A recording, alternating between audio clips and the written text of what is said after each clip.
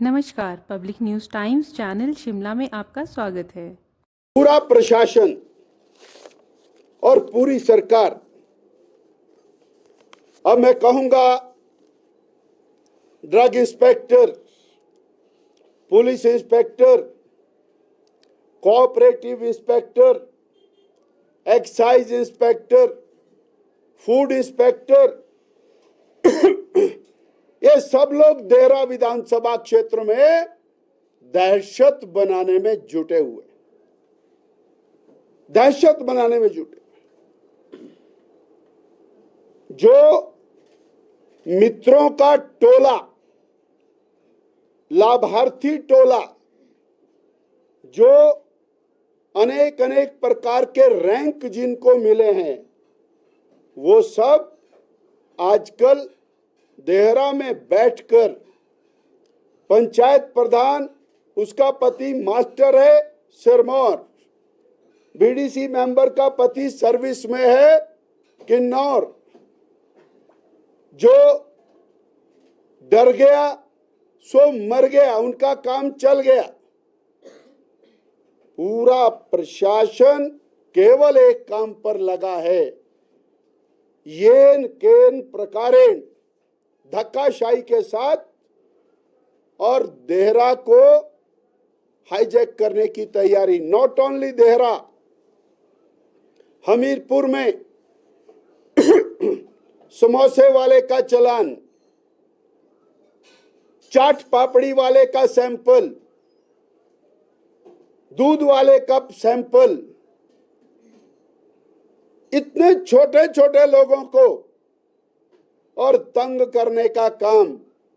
और हमारे विधायक के कैंडिडेट को तो इन्होंने पूरी तरह से ब्रिगेड उसके पीछे लगाई, पता रहे कि बंदा किसके घर जा रहा है, जिसके यहां जा रहा है उसके पीछे बंदा भेज दिया जाए। ये स्थितियां तीनों चुनाव को और धन बल के आधार पर हाईजैक करने का और सरकार का, मुख्यमंत्री जी का जो योजनाबद्ध षड्यंत्र है, ये कामयाब होने वाला नहीं है। देहरा की जनता जान चुकी है कि जिन्होंने नादौन में कुछ नहीं किया वो देहरा में क्यों करेंगे।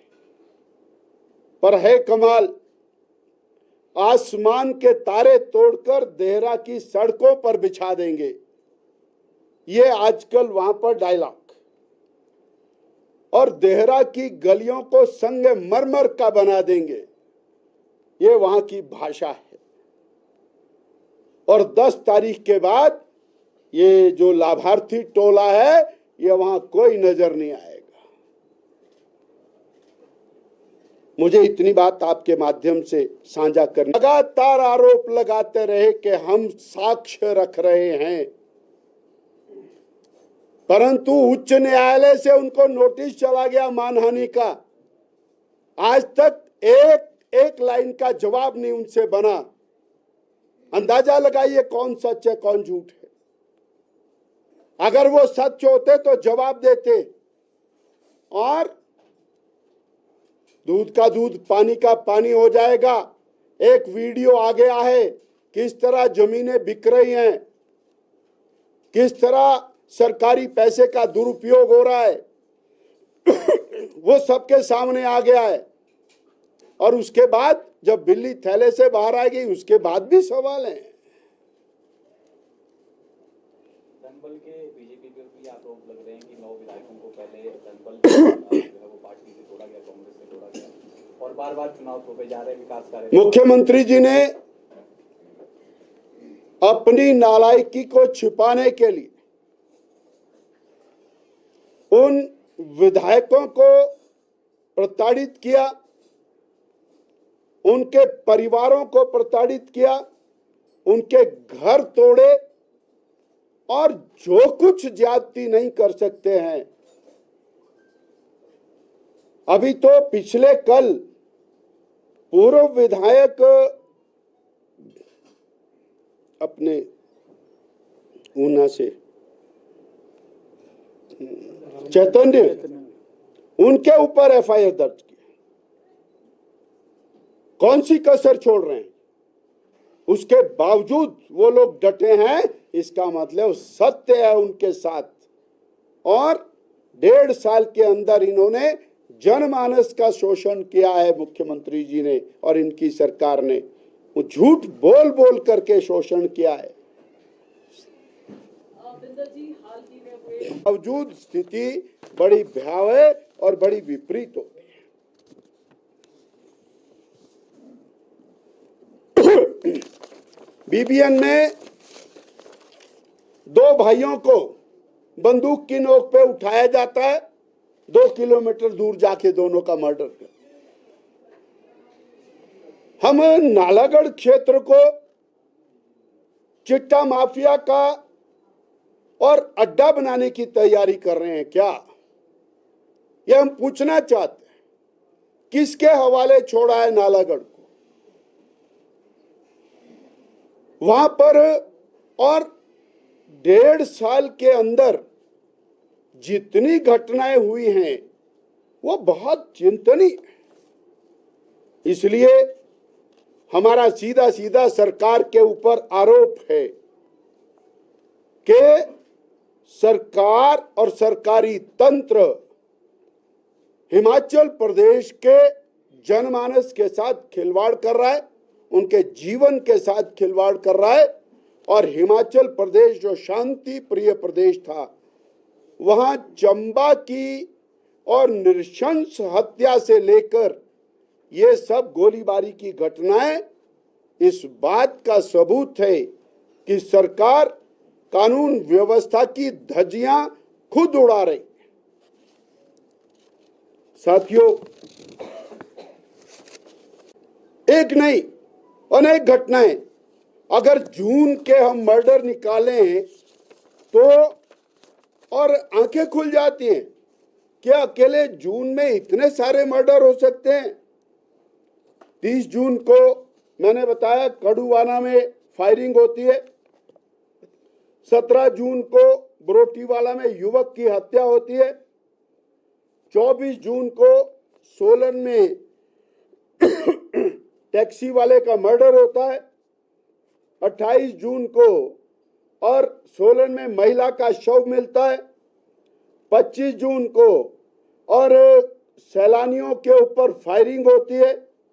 25 जून को चंबा के चुवाड़ी में और कांगड़ा के युवक की हत्या होती है। 20 जून को मैंने बताया बिलासपुर के कोर्ट परिसर के बाहर फायरिंग होती है। 20 जून को कीरतपुर नेर चौक 4 लेन के समीप एक हत्या होती है। और इसी तरह 16 जून को अमेरिकी नागरिक का शव मिलता है। 15 जून को युवक और युवती की सड़ी हुई डेड बॉडीज मिलती हैं। 12 जून को और इंटेलिजेंस ब्यूरो के ऑफिसर की हत्या होती है। और 9 जून को एक पति पत्नी को केवल पैसे के लालच में मार दिया जाता है। 8 जून को ठियोग में गोलाबारी होती है, गोलियां चलती हैं। ये यही नहीं रुकता है। खनन माफिया के हौसले इतने बुलंद हैं। खनन का अधिकारी, पुलिस का अधिकारी, दोनों को खनन माफिया बदीबरोटीवाला नालागढ़ एरिया में बंधक बना देता है। और पंजाब पुलिस की इंटरवेंशन के बाद वो वहां से छूट करके आते हैं।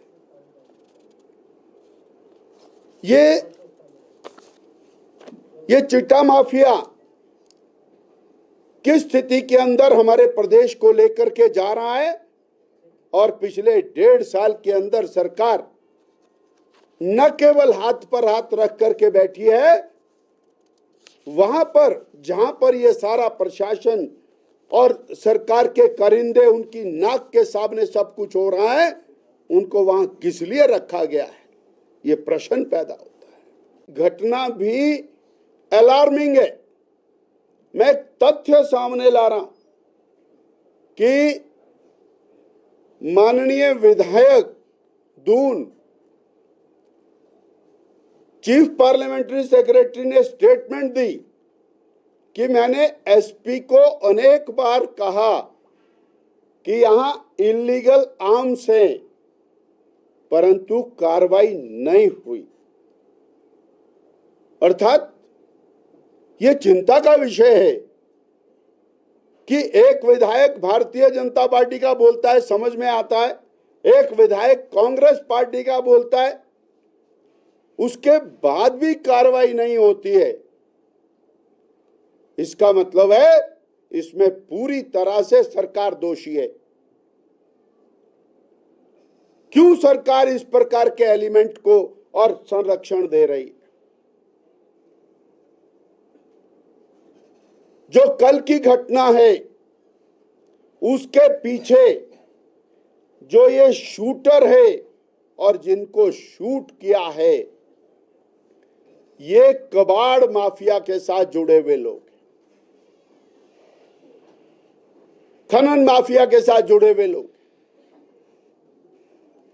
अब जो बिलासपुर की घटना है वो चिट्टा माफिया के साथ जुड़े हुए लोग हैं। अर्थात हिमाचल प्रदेश और चिट्टा माफिया की गिरफ्त में है या अन्य माफिया की गिरफ्त में है, और सरकार का संरक्षण उसके पीछे दिखाई दे रहा है। धन्यवाद। Public news times channel Shimla की ताज़ा खबरों के लिए जुड़े रहें हमारे चैनल के साथ।